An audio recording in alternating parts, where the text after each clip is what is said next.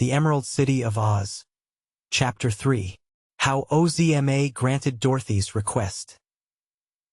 I suppose you have read so much about the magnificent Emerald City that there is little need for me to describe it here. It is the capital city of the Land of Oz, which is justly considered the most attractive and delightful fairyland in all the world. The Emerald City is built all of beautiful marbles in which are set a profusion of emeralds, every one exquisitely cut and of very great size. There are other jewels used in the decorations inside the houses and palaces, such as rubies, diamonds, sapphires, amethysts, and turquoises. But in the streets and upon the outside of the buildings only emeralds appear, from which circumstance the place is named the Emerald City of Oz. It has 9,654 buildings, in which lived 57,318 people, up to the time my story opens. All the surrounding country, extending to the borders of the desert which enclosed it upon every side, was full of pretty and comfortable farmhouses, in which resided those inhabitants of Oz who preferred country to city life.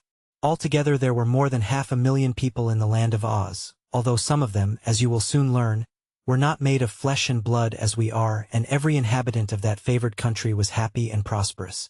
No disease of any sort was ever known among the Ozites, and so no one ever died unless he met with an accident that prevented him from living. This happened very seldom, indeed. There were no poor people in the Land of Oz, because there was no such thing as money, and all property of every sort belonged to the ruler. The people were her children, and she cared for them. Each person was given freely by his neighbors whatever he required for his use, which is as much as anyone may reasonably desire. Some tilled the lands and raised great crops of grain, which was divided equally among the entire population, so that all had enough. There were many tailors and dressmakers and shoemakers and the like, who made things that any who desired them might wear.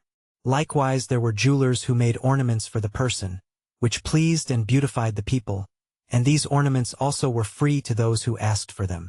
Each man and woman, no matter what he or she produced for the good of the community, was supplied by the neighbors with food and clothing and a house and furniture and ornaments and games.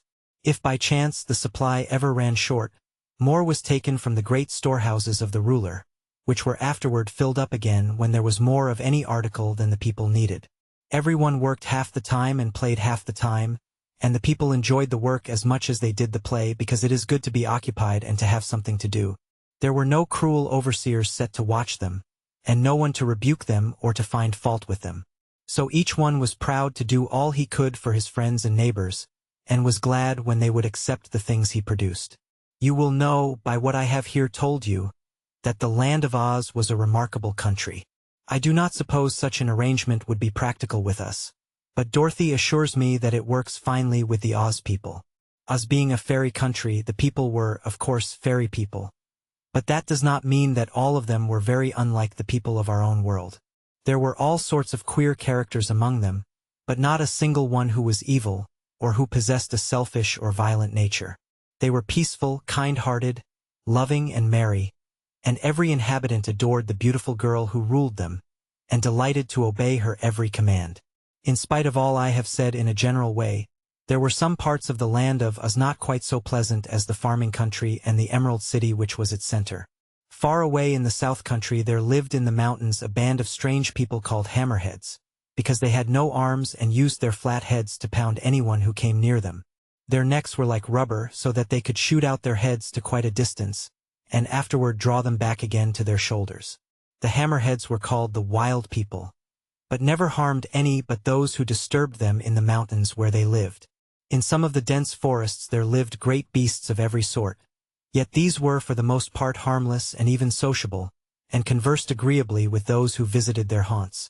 The Kalidas beasts with bodies like bears and heads like tigers had once been fierce and bloodthirsty, but even they were now nearly all tamed, although at times one or another of them would get cross and disagreeable. Not so tame were the fighting trees, which had a forest of their own. If anyone approached them, these curious trees would bend down their branches, twine them around the intruders, and hurl them away. But these unpleasant things existed only in a few remote parts of the Land of Oz. I suppose every country has some drawbacks, so even this almost perfect fairyland could not be quite perfect. Once there had been wicked witches in the land, too, but now these had all been destroyed. So, as I said, only peace and happiness reigned in Oz. For some time Ozma has ruled over this fair country, and never was ruler more popular or beloved. She is said to be the most beautiful girl the world has ever known, and her heart and mind are as lovely as her person. Dorothy Gale had several times visited the Emerald City and experienced adventures in the land of Oz, so that she and Ozma had now become firm friends. The girl ruler had even made Dorothy a princess of Oz, and had often implored her to come to Ozma's stately palace and live there always. But Dorothy had been loyal to her Aunt Em and Uncle Henry, who had cared for her since she was a baby, and she had refused to leave them because she knew they would be lonely without her. However, Dorothy now realized that things were going to be different with her uncle and aunt from this time forth.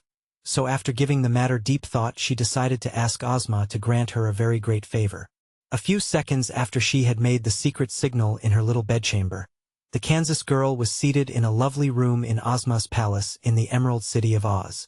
When the first loving kisses and embraces had been exchanged, the fair ruler inquired, "What is the matter, dear? I know something unpleasant has happened to you, for your face was very sober when I saw it in my magic picture.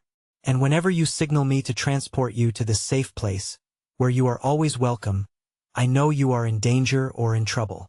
Dorothy sighed. "This time, Ozma, it isn't I," she replied. "But it's worse, I guess, for Uncle Henry and Aunt Em are in a heap of trouble, and there seems no way for them to get out of it anyhow, not while they live in Kansas." "Tell me about it, Dorothy," said Ozma with ready sympathy. "Why, you see, Uncle Henry is poor, for the farm in Kansas doesn't mount to much as farms go. So one day Uncle Henry borrowed some money and wrote a letter saying that if he didn't pay the money back they could take his farm for pay. Course he expect to pay by making money from the farm, but he just couldn't. And so they're going to take the farm, and Uncle Henry and Aunt Em won't have any place to live. They're pretty old to do much hard work, Ozma. So I'll have to work for them, unless—" Ozma had been thoughtful during the story, but now she smiled and pressed her little friend's hand. "Unless what, dear?" she asked. Dorothy hesitated, because her request meant so much to them all. "Well," said she, "I'd like to live here in the land of Oz, where you've often beat me to live. But I can't, unless Uncle Henry and Aunt Em could live here too." "Of course not," exclaimed the ruler of Oz, laughing gaily. "So, in order to get you, little friend, we must invite your uncle and aunt to live in Oz also." "Oh, will you, Ozma?" cried Dorothy, clasping her chubby little hands eagerly. "Will you bring them here with the magic belt, and give them a nice little farm in the Munchkin country, or the Winky country, or some other place?" "To be sure," answered Ozma, full of joy at the chance to please her little friend. "I have long been thinking of this very thing, Dorothy dear, and often I have had it in my mind to propose it to you. I am sure your uncle and aunt must be good and worthy people, or you would not love them so much. And for your friends, Princess, there is always room in the land of Oz." Dorothy was delighted, yet not altogether surprised, for she had clung to the hope that Ozma would be kind enough to grant her request. When, indeed, had her powerful and faithful friend refused her anything? "But you must not call me Princess," she said, "for after this I shall live on the little farm with Uncle Henry and Aunt Em, and princesses ought not to live on farms." "Princess Dorothy will not," replied Ozma with her sweet smile. "You are going to live in your own rooms in this palace, and be my constant companion." "But Uncle Henry," began Dorothy. "Oh, he is old and has worked enough in his lifetime," interrupted the girl ruler.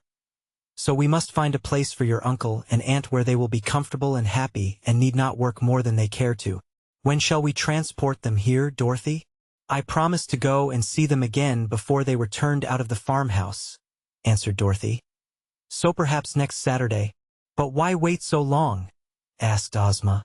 "And why make the journey back to Kansas again? Let us surprise them, and bring them here without any warning." "I'm not sure that they believe in the land of Oz," said Dorothy, "though I've told 'em about it lots of times." "They'll believe when they see it," declared Ozma. "And if they are told they are to make a magical journey to our fairyland, it may make them nervous. I think the best way will be to use the magic belt without warning them, and when they have arrived you can explain to them whatever they do not understand." Perhaps that's best, decided Dorothy. There isn't much use in their staying at the farm until they are put out, 'cause it's much nicer here. Then tomorrow morning they shall come here, said Princess Ozma.